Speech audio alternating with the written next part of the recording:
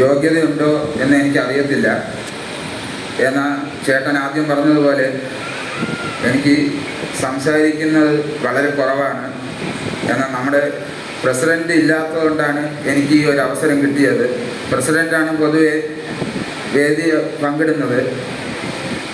എനിക്ക് ആക്ടിങ് മാത്രമേ ഉള്ളൂ. ഓരോരോ ഫങ്ഷൻസും ഓർഗനൈസ് ചെയ്യുക എന്നുള്ളത് മാത്രമാണ് എൻ്റെ കടമ. അതിന് ആദ്യമായി ഞാൻ ദൈവത്തിനോട് വളരെയധികം നന്ദി പറയുന്നു. എന്തെന്ന് വെച്ചാൽ ഇത്രയും വലിയ പ്രശസ്തനായ പുല്ലാങ്കുഴൽ വിദ്വാൻ ശ്രീ ശിവരാമകൃഷ്ണയ്യർ സാറിൻ്റെ 100ാമത് ശതാബ്ദി ആഘോഷങ്ങളിൽ പങ്കെടുക്കുക എന്നത് തന്നെ വളരെ ഒരു കാര്യമാണ്. അതിലും ഒരു വേദി കൂടി പങ്കിടാൻ കിട്ടിയാൽ ആർക്കോ എന്തോ ഒരു ഭാഗ്യം കിട്ടിയെന്ന് പറയത്തില്ലേ, അതേപോലെ ഒരു കാര്യമാണ് ഞാനിത് വിചാരിക്കുന്നത്.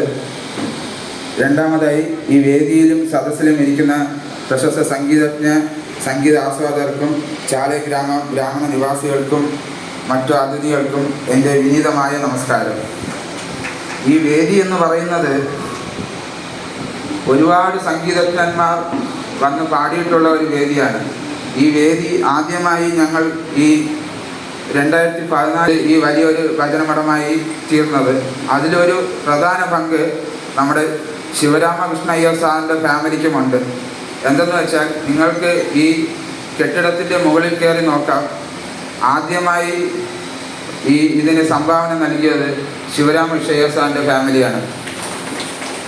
പിന്നെ ജനാർദ്ദനൻ ചേട്ടൻ്റെ പങ്ക് ചോദിക്കുകയാണെങ്കിൽ പറയാനില്ല. എന്തെന്ന് വെച്ചാൽ, ഒരുപാട് ഏത് വിശേഷങ്ങളും നടക്കുന്നതിന് പ്രധാനമായി ഇതിന് വേണ്ടത് ഒരു മണി സോഴ്സും കൂടിയാണ്. ഞങ്ങൾ ആദ്യം പോയി നിൽക്കുമ്പോൾ തന്നെ ജനാർദ്ദനൻ ചോദിക്കും, സംസാരമൊന്നും വേണ്ട, എത്ര ഞാൻ തരുന്നത് പോലെയുള്ള എത്ര എമൗണ്ടോ അത് ഞാൻ നിങ്ങൾക്ക് കൃത്യമായി തരും. അതുമല്ല, ഈ വീട് നിർമ്മിക്കുമ്പോൾ ഞങ്ങൾക്ക് കുറച്ച് എമൗണ്ട്, കുറച്ച് ലക്ഷങ്ങളുടെ ഷോർട്ട് വന്നു. 12 ലക്ഷത്തിൻ്റെ ഷോർട്ട് വന്നു. അതിൽ 4 ലക്ഷം രൂപ ഇൻട്രസ്റ്റ് ഫ്രീ ആയിട്ട് ഞങ്ങൾക്ക് അനുവദിച്ച ഒരു വ്യക്തി കൂടിയാണ് ജനാർദ്ദനൻ ചേട്ടൻ. അത് ഞങ്ങൾ 5 വർഷത്തിന് ശേഷമാണ് ഞങ്ങൾ തിരിച്ചു കൊടുക്കാൻ പറ്റിയത്. അതുവരെ ചേട്ടൻ ഞങ്ങളോട് ചോദിക്കത്ത് പോലും ഇല്ല, എന്തായി, എങ്ങനെ വേണോ, അങ്ങനെയൊന്നുമില്ല. ആദ്യം പറയും ബാങ്കുകളിലെ ലോൺ തീർക്കുക, അതിന് ശേഷം മതി ഇവിടെ എൻ്റെ ലോൺ തീർക്കുന്നത് എന്ന് പറയും. ഞാൻ ആദ്യമായി ഒരു പാട്ട് എന്ത് രാഗമെന്ന് ചോദിക്കരുത്, ചോദിച്ചാൽ എനിക്ക് ശ്രീവരാഗം എന്ന് പറയാനേ അറിയാവൂ എന്ന് പറയും. അങ്ങനെയുള്ള രാജസ്വാമി ഞങ്ങളെ ഈ പാട്ട് പഠിക്കുന്ന ആ വേദിയിൽ ഒരു പാട്ട് പാടാൻ ആദ്യം ആലോചിച്ചതാണ്. എന്നാൽ പിന്നീട് അത് വേണ്ട എന്ന് വെക്കുകയാണ് ഉണ്ടായത്. പിന്നെ ഈ വേദി എന്ന് പറയുന്നത് ശൃംഗേരി സ്വാമികൾ, വിദ്യുത് ഭാരതി സ്വാമികളുടെ പാദസ്പർശം കിട്ടിയ ഒരു ശിവരാമകൃഷ്ണയ്യർ സാറിൻ്റെ ഒരു ജന്മദിന ശതാബ്ദി ആഘോഷങ്ങൾക്ക് ഈ വേദി തിരഞ്ഞെടുത്തതിന് തന്നെ ആ ഫാമിലിക്ക് ഞങ്ങൾ വളരെയധികം നന്ദി രേഖപ്പെടുത്തുകയാണ്. അത് ഞങ്ങളുടെയും കൂടെ ഒരു അഭിമാനമായാണ് ഞാൻ കരുതുന്നത്. ഞാൻ ഒരുപാട് കാര്യങ്ങൾ കടക്കുന്നില്ല, എന്നാലും കുറച്ച് കാര്യങ്ങൾ ശിവരാമകൃഷ്ണയ്യർ സാറിനെ കുറിച്ച് പറയണമെന്നുണ്ട്. ചേട്ടൻ പറഞ്ഞതുപോലെ എനിക്ക് സംസാരിക്കാൻ കുറച്ച് ബുദ്ധിമുട്ടുകളുണ്ട്. എന്നാലും ചേട്ടൻ എനിക്ക് കുറേ കാര്യങ്ങൾ എഴുതി തന്നു. എനിക്ക് അതിപ്പോൾ വായിക്കാൻ ഒരു മനസ്സില്ല. എന്നാലും ഞാൻ എൻ്റെ ഓർമ്മകളിൽ ശിവരാമകൃഷ്ണയ്യർ സാറിനെ കുറിച്ച് വരുന്നത് പറയാം. ചെറുത് തൊട്ട് ഞാൻ ആ വീട്ടിൻ്റെ ഞങ്ങൾ ആണ് ആദ്യം പറയേണ്ടത്. ഇത്രയും പ്രശസ്തരായ സംഗീതജ്ഞന്മാരോടൊപ്പം ഒരു വേദി പങ്കിടുക എന്ന് തന്നെ എൻ്റെ ജീവിതത്തിൽ എനിക്ക് കിട്ടിയ അഭിമാന മുഹൂർത്തങ്ങളിൽ ഒന്നായി ഞാൻ വിചാരിക്കുന്നു. അതുമല്ല, ചാലഗ്രാമ ഗ്രാമസമുദായത്തിന് ഇത് വലിയ അഭിമാന മുഹൂർത്തമാണ്. പിന്നെ ഇപ്പോൾ ശ്രീറാമേട്ടൻ വന്നിട്ടുണ്ട്. ശ്രീറാമേട്ടനെ എനിക്ക് തോന്നുന്നത് ഞാൻ ചാലഗ്രാമ ബ്രാഹ്മണ സമുദായത്തിൽ വരുന്നത് ഇപ്പോഴാണ് എൻ്റെ ഓർമ്മയിൽ വരുന്നത്. വന്നിട്ടുണ്ടോ എന്ന് എനിക്കറിയത്തില്ല. പക്ഷെ എൻ്റെ വീട്ടിലെപ്പോഴും ശ്രീറാമേട്ടൻ്റെ പാട്ട് പോകും. ഓഡിയോ ഞങ്ങളുടെ പരദേവത എന്ന് പറയുന്നത് പറക്കാട്ട് ഭഗവതിയാണ്. അപ്പോൾ പറക്കാട്ട് ഭഗവതിയുടെ ദിവസവും ആ പാട്ട് ഇട്ടിട്ടാണ് ഞങ്ങൾ ഉണരുന്നത്. അപ്പോൾ ശ്രീറാമേട്ടനാണ് അത് കമ്പോസ് ചെയ്ത് പാടിയതും ചെയ്തത്. അപ്പോൾ എനിക്ക് കുറേ പാട്ടുകൾ, അതിൽ നിന്ന് കുറേ വരികളെല്ലാം എനിക്കിപ്പോഴും ഓർമ്മ നിൽപ്പുണ്ട്. അതിന് ശ്രീറാമേട്ടനോട് നന്ദി പറയുന്നു. പിന്നെ ശിവരാമകൃഷ്ണ സാറിൻ്റെ ഫാമിലിയെ കുറിച്ച് പറയണം. സർജറി കഴിഞ്ഞു. ശിവരാമകൃഷ്ണ സാറിൻ്റെ ഫാമിലിയുടെ ഈ പങ്കാളിത്തം ശാലി ബ്രാഹ്മണ സമുദായത്തിനെന്ന് പറയുമ്പോൾ അത് നമുക്ക് പറയാൻ പറ്റുന്നതല്ല. ഒരുപാട് കാര്യങ്ങൾ തുടക്കം തൊട്ടേ ഓരോ കാര്യങ്ങൾക്കും ഞങ്ങൾ നടത്തുമ്പോൾ അതിൽ ഒരു പ്രധാന പങ്ക് അവർ വഹിക്കാറുണ്ട്. അവർ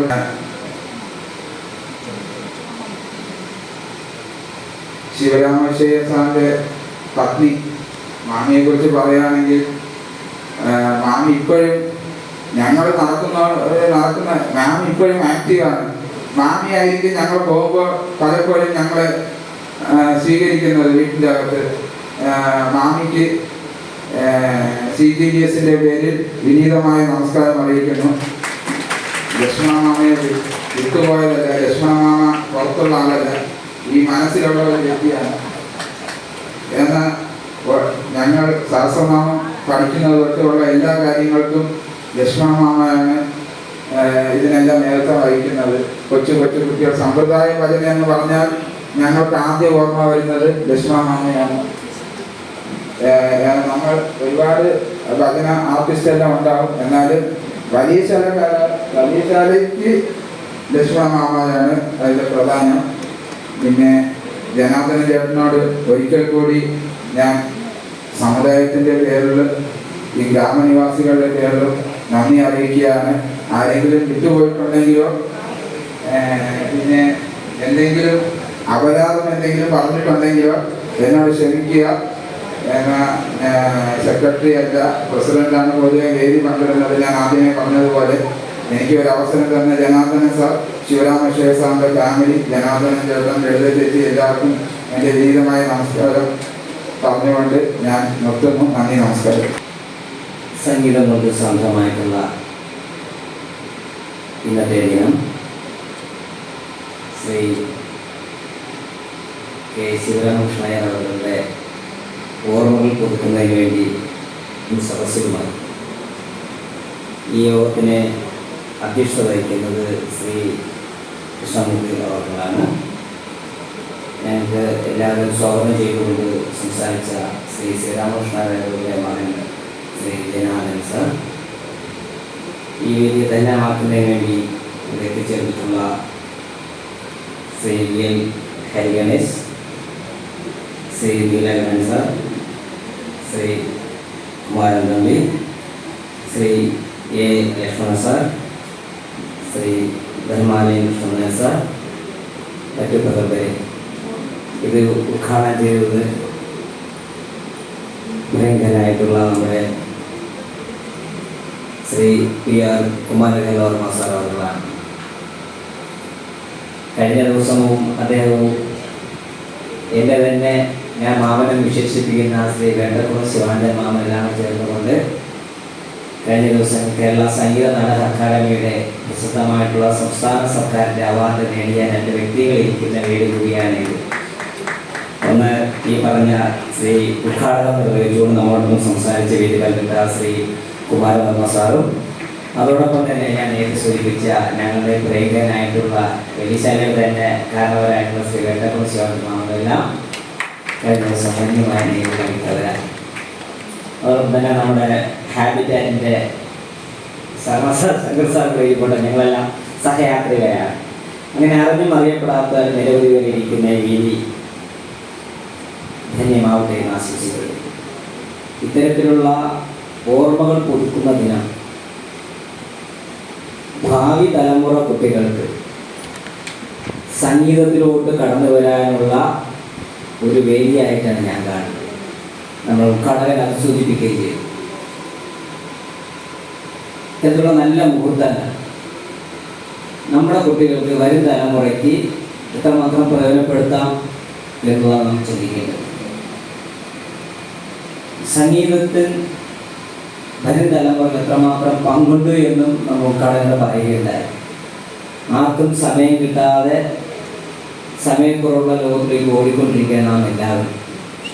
പക്ഷെ അതിന് വ്യത്യസ്തമായിട്ട് വലിയ ശാലയിൽ വലിയ ഗ്രാമത്തിലെ വലിയൊരു ശതമാനം കുട്ടികൾ ഇപ്പോഴും സംഗീതത്തെ പിന്തുടരുന്നുണ്ട്, സംഗീതത്തെ പ്രോത്സാഹിപ്പിക്കുന്നുണ്ട്.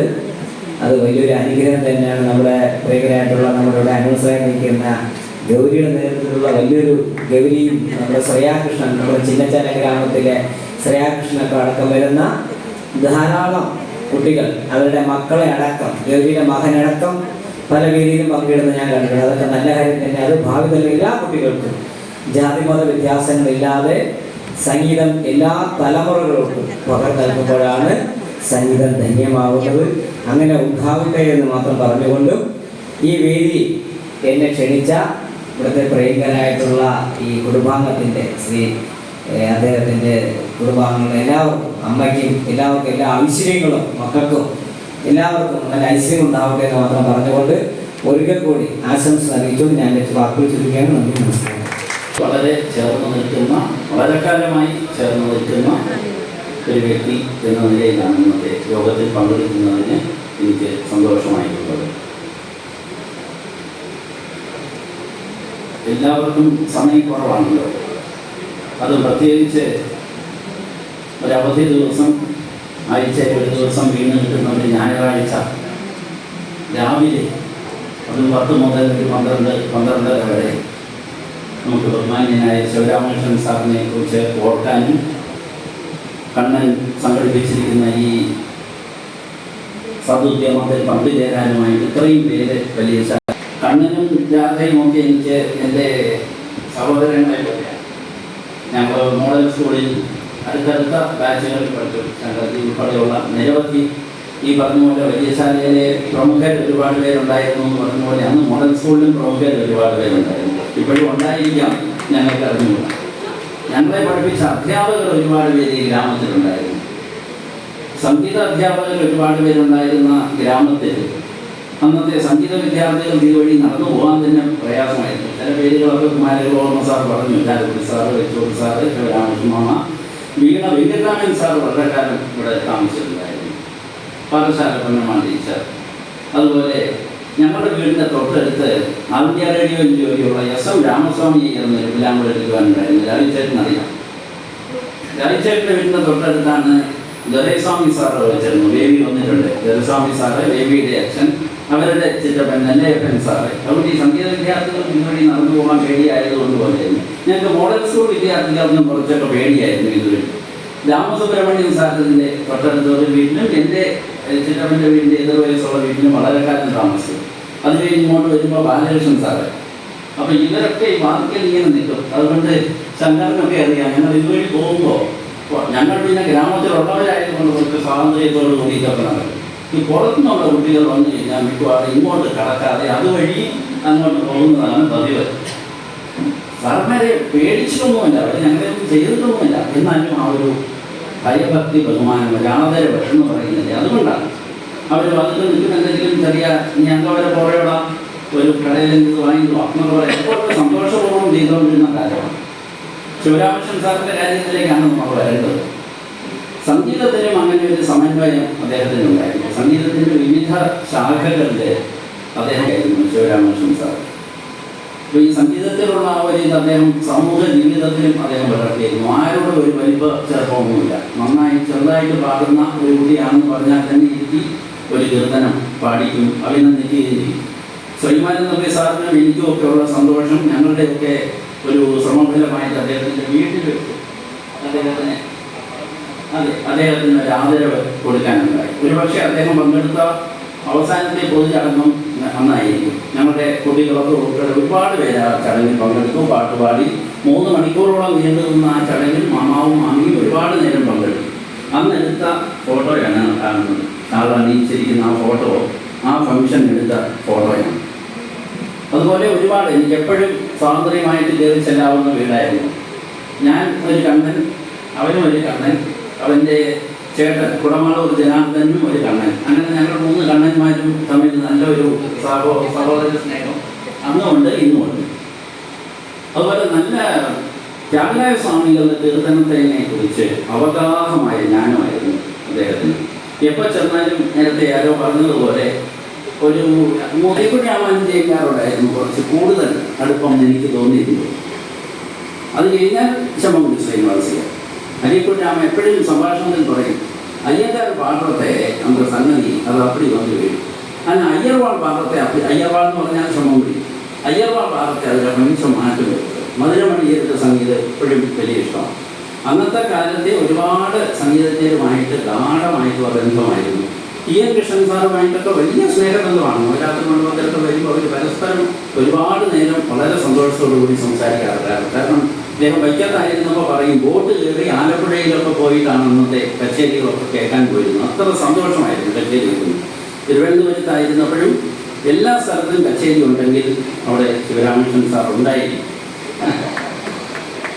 അതുപോലെ ഒരു സരസൻ അഭേദാശ്രമത്തിൽ ഒരു കച്ചേരി കഴിഞ്ഞ് ഇറങ്ങുമ്പോഴേക്ക് അയാൾക്ക് എന്തോ ഒരു ഇത് തോന്നി, സാറിൻ്റെ വീട്ടിലേക്ക് ഒന്ന് വരണം ഇത്. അപ്പോൾ അടുത്ത് നിന്ന് ചോദിച്ചു, സാർ വലിയശാല എവിടെയാണ്, എങ്ങനെയാണ് വരേണ്ടത് എന്ന് ചോദിച്ചു. ഒരു നിമിഷം നിന്ന് ചോദിച്ചു, ഞാൻ കച്ചേരിയോ കേൾക്കുന്ന ആളല്ലേ? അതെ. അവനക്ക് ചക്കലി രാജ ഇഷ്ടമാണോ അതോ ദുന്മാർഗരാണോ ഇഷ്ടം എന്ന് ചോദിച്ചു.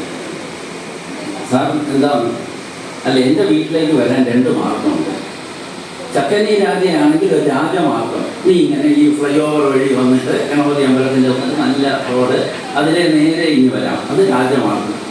നിനക്ക് ഇനി കുറച്ച് ബുദ്ധിമുട്ടി വരണം, ദുന്മാർഗജരാണെന്നുണ്ടെങ്കിൽ നീ ആ ചൂരക്കാട്ട് വളയെന്ന് വരുമ്പോൾ ഒരു ചെറിയ ഇടവഴി കാണും, കുറച്ച് അങ്ങോട്ട് വളയണം, കുറച്ച് ഇങ്ങോട്ട് വളയണം, ഓട പൊട്ടി ഒഴുകിയിരിക്കും, മറ്റെല്ലാം. അങ്ങനെ ദുന്മാർഗജരയാണെങ്കിൽ നിനക്ക് അതിലേയും വരാം, 2 ഒരേ സ്ഥലത്ത് നീ എത്തും എന്ന് പറഞ്ഞവനെ അത് തമാശ പറഞ്ഞു തന്നു.